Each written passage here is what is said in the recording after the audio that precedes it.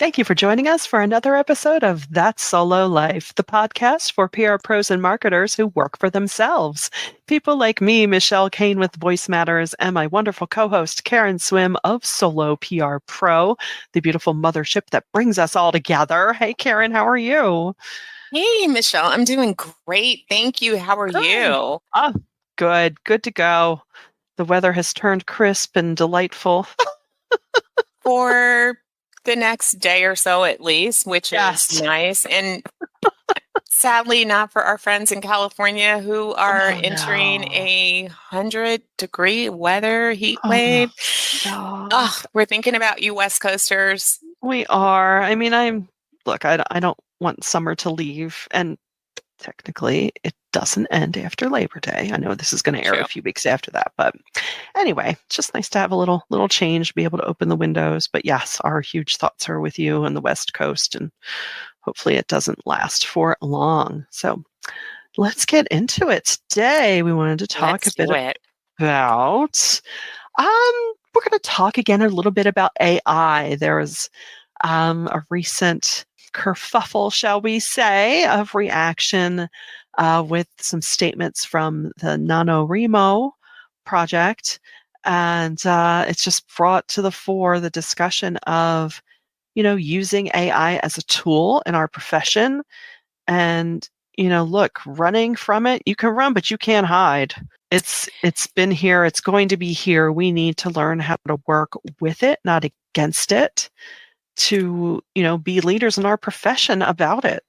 I agree. And, I want to just add a disclaimer right up top so that we don't offend people. We are Mm, not making a statement in advocating for National Novel Writing Month and their organization and whatever has happened. right. To be honest with you, I'm not up on all the details. I understand that there, No. have been some behaviors that are concerning. It's just that some of the comments that Yeah. we've seen are similar to ones that we've seen all along over the months. And it's really kind of in AI, it's like us versus them. Yeah. And really, I think that it's time for us to reframe. We're asking the Mhm. wrong questions and we're fighting the wrong battle. You cannot stop progress. It's like pushing Yeah. that proverbial rock up the hill. So AI has already been happening. Artificial intelligence is not brand new. What's Right. new is some of the ways that it's being used in generative AI being more publicly available to us. Agree. Agree. I mean, chatbots, all the things that make technology move more swiftly. That's all AI generated, and just like any other revolution of technology, it's going to take some time to get accustomed to.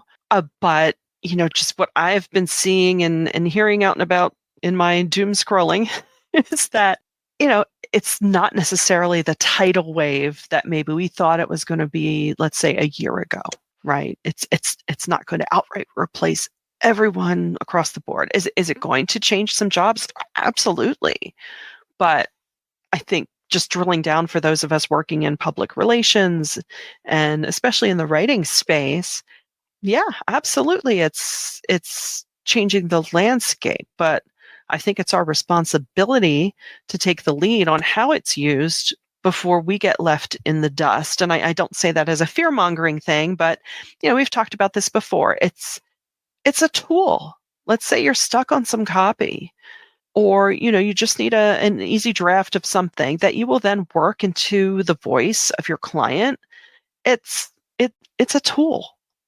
I agree. And I think that we all have to be aware it's not just AI that threatens certain jobs today. Mm, It's progress because yeah. this is human life. As new generations enter the workforce and new ideas surface and we find new ways to use things, we're always trying to improve things.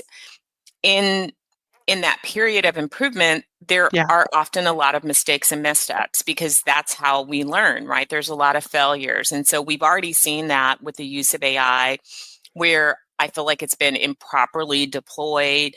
The strategies have not been very well thought out. And of course, you did have people early on saying, oh, we're done with writers or graphic artists or creators, and we'll just have AI do this for us. And without human interaction, and human guidance, those efforts started to look pretty bad. Yeah. You really still need human intelligence, but I think what I'm saying is let's not clutch our pearls and just go, oh, Hmm. I'm going to fight this progress, because we can't do that. But what we can do is we can shape it. And so Hmm. for me personally, I have really tried to be a student, and I've tried to suck up everything that I can learn about large language models. I've tried to, read everything, attend webinars, do workshops, use these tools, master prompts, and just become as efficient as possible. And then take a step back, even as it applies to my own role, to ask myself, what are some things that truly would be faster, better using AI tools? Because there are parts of my job that AI can do faster than but then that leaves me time to do the things that are more valuable. And so Yes. I think can it feel threatening and uncomfortable? Of course it Yeah. can, but we have to shape that. And the questions that we should be asking, we should be defining and leading ethical uses. We should be talking about inherent biases. We should be talking about Mm. copyright protection, which Yes. this is an issue. So, of Yeah. course, we don't want writers' works to be stolen by AI and then just repurposed without any attribution or payment. I mean, this Right. was, at the issue of the Hollywood writer strike, and I was fully in their camp. They had every right to protect themselves from the improper use of AI. Yes. Agree. Agree. 100%. So it's definitely not about that. We're definitely not condoning stealing content, using other people's works for your gain. It's definitely not about that.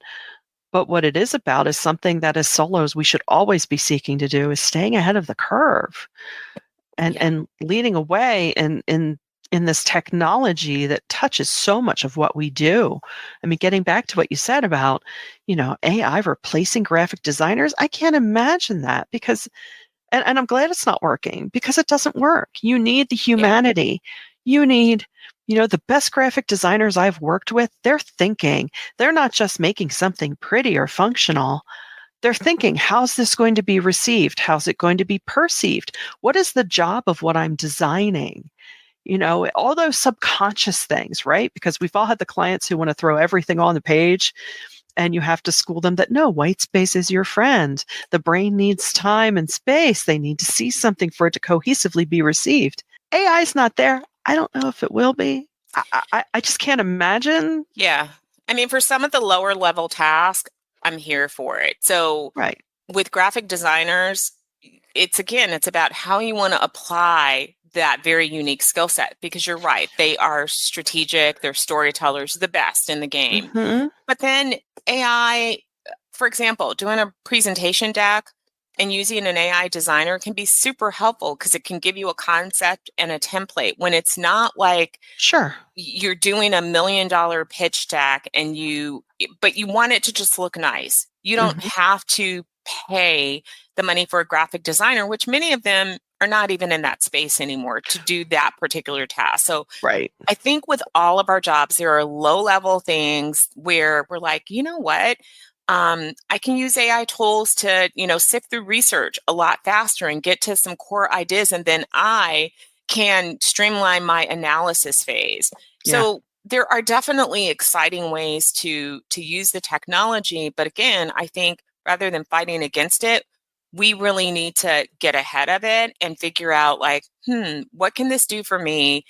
How can I instruct its use with clients? And what are the guardrails that I see that need to be put up around it? Because already it feels like we're battling against mismal and disinformation.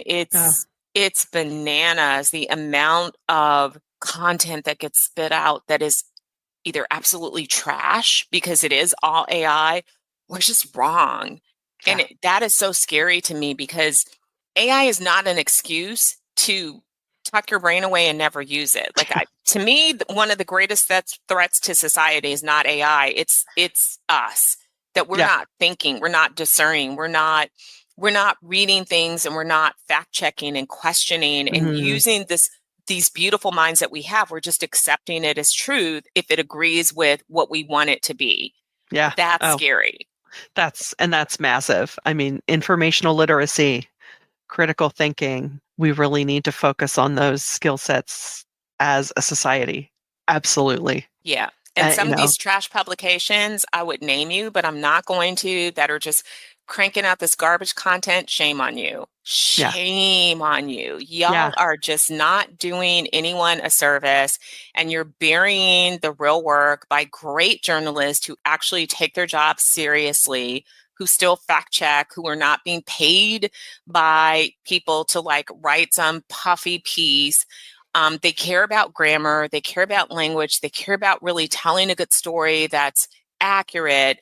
The rest of you, y'all know who you are. It may seem entertaining and it may seem, but it's trash. Hmm. Trash. I hope you all die. I hope AI kills your publications because you're trash. You heard it here first.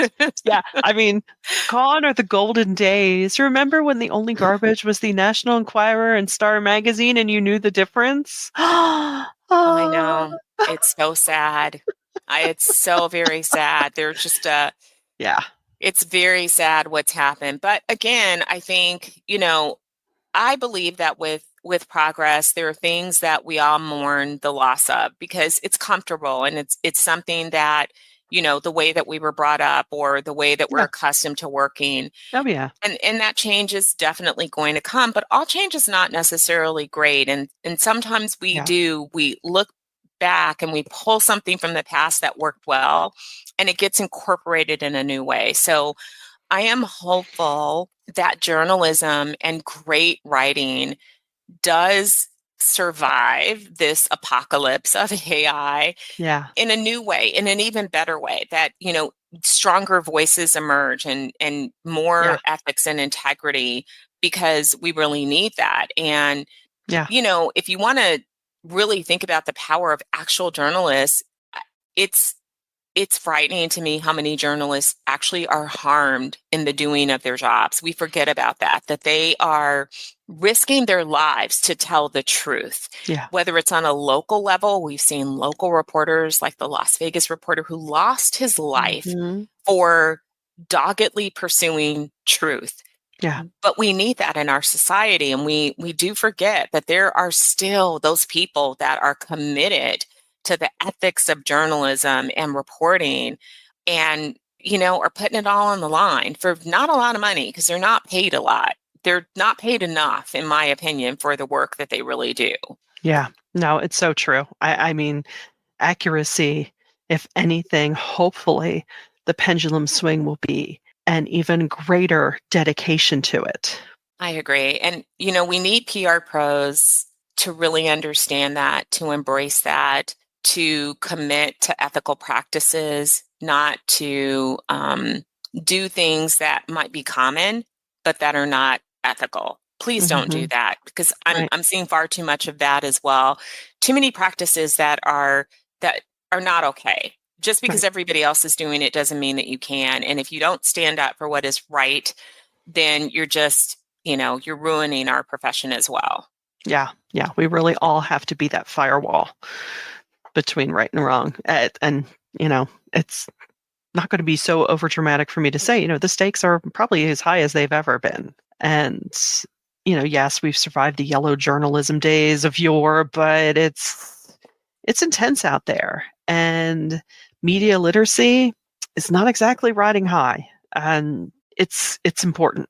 It's really important. I mean, there's a reason why, freedom of the press is, you know, part of the fabric of our democracy because it is that important. I honestly, there are days that I think, could we have AI robots? Because I honestly, in some situations, think that the robots would be a lot smarter than the human beings that I'm having to deal with.